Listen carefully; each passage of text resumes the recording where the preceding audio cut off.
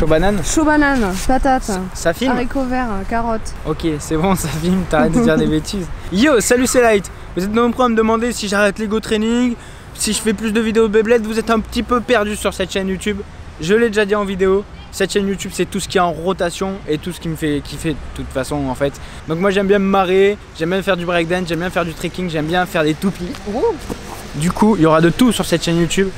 Tout ce que j'aime de toute façon. Pour l'instant, c'est pas prévu de faire des go training. Peut-être que j'en ferai justement pour vous montrer mon évolution dans ma vie personnelle. Mais là, ça fait quelques mois que j'ai arrêté de m'entraîner. J'ai fait une petite pause aussi pour les vidéos, pour ma vie personnelle, professionnelle aussi.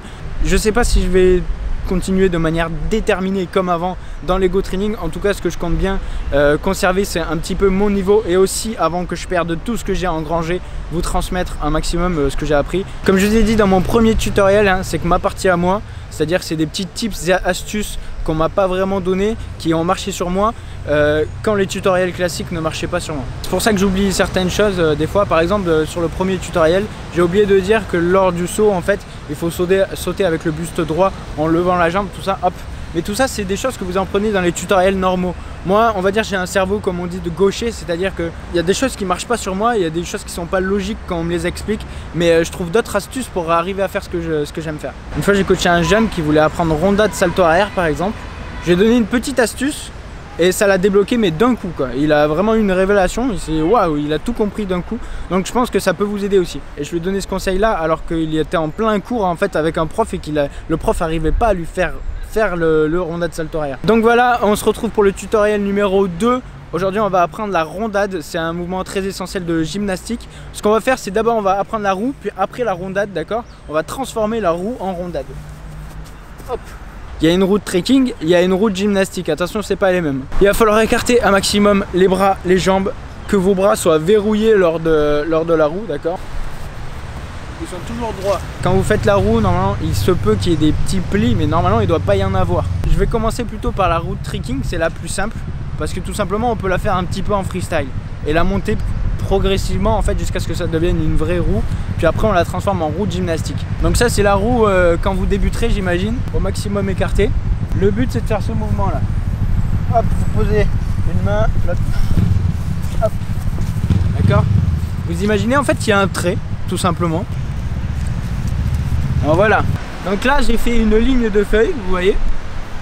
Le but, ça va être de poser vos mains sur la ligne et que vos pieds d'arrivée touchent aussi cette ligne, d'accord? Le plus souvent, le problème quand vous commencez les roues, c'est que vous les faites pas assez droites. Vous commencez comme ça, c'est pas super beau. Le but, c'est main sur la ligne, hop, d'accord? Le bras toujours verrouillé, hop là. Vous pouvez faire des grecs après quand vous maîtrisez ce petit truc là. Vous posez une main, l'autre main, puis les deux pieds d'arrivée. Hop là! Là j'arrive comme ça, en mode qu'est-ce qu'il y a? Il y a un problème. Quand vous arrivez en roue de gymnastique, vous arrivez les deux pieds face. Quand vous arrivez en roue de trekking, généralement vous faites un saut en fait. C'est-à-dire vous faites vraiment une roue, vous la continuez, vous l'arrêtez pas de manière propre comme la gym. Ce que font les trickseurs aussi, c'est qu'ils mettent un saut à l'arrivée de cette roue de manière à faire roue full, roue salto avant, arabian, tous ces trucs. Hop là! Ils suivent le mouvement de la roue et même ils la transforment en hauteur avec le dernier pied qui arrive. C'est-à-dire que le premier pied qui atterrit de la roue, il se pose, il amortit. L'autre, lui, il sert à remonter. Tu sais, ça fait hop, hop, petit saut, hop. Et là, vous pouvez enchaîner avec une figure derrière.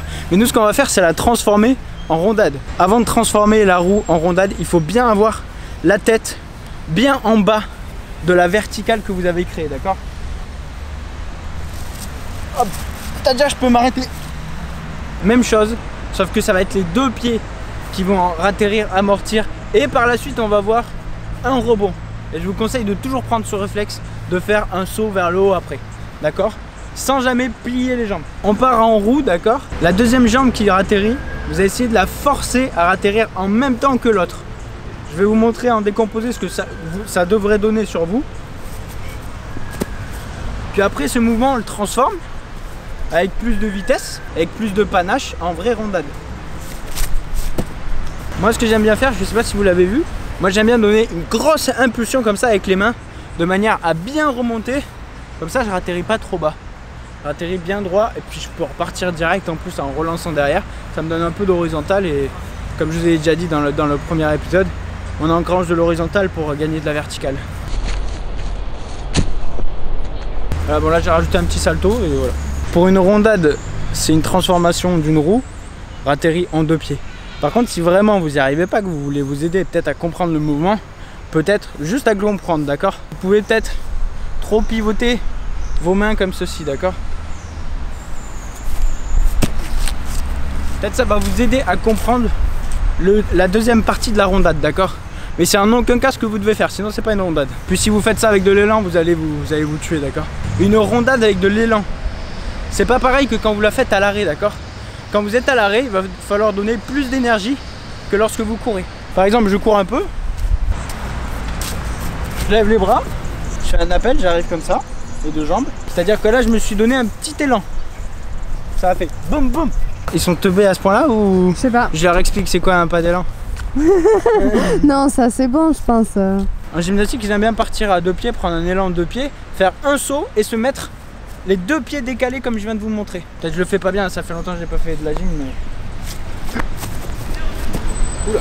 En gros, quand vous avez de l'élan ou quand vous voulez vous donner de l'élan même, vous courez, vous faites un saut en avant et toujours ces pieds décalés, très important. Pieds décalés, d'accord? Il y en a qui font un appel pied décalé en commençant par celui-là, comme moi s'ils font la rondade de ce côté-là. Et sinon pour l'autre côté, c'est ces pieds d'appel là, d'accord? Je cours, saut pied décalé. Voilà, et après je fais ça. Ça a l'air tellement simple, j'ai du mal à leur expliquer en fait. C'est tellement basique. Ce que je vous conseillerais tout simplement, c'est d'essayer et surtout d'oser et de ne pas avoir peur d'avoir la tête en bas, d'accord? Et n'hésitez pas à prendre votre temps déjà à bien apprendre la roue, bien apprendre la rondade et puis après rendre votre rondade percutante. Mais ça, on le verra dans un prochain tutoriel, sur le tutoriel rondade salto arrière que je vous mettrai ici si je l'ai déjà fait. Et sinon je mets d'autres tutoriels aussi en description. Merci de m'avoir regardé, on se retrouve pour la partie 3 de tutoriel tricking. Je vous laisse, ciao tout le monde. Je te tiens, je te pars, arrête de te casser la gueule, arrête. Fais pas genre, tu te mets sur le côté ou je sais pas quoi, non. T'es droite, t'as une ligne, tu fais comme ça. Quoi, aïe, attends, genre là ça fait mal, t'es sérieuse. Là t'as mal, là ça fait mal, hein. Banane.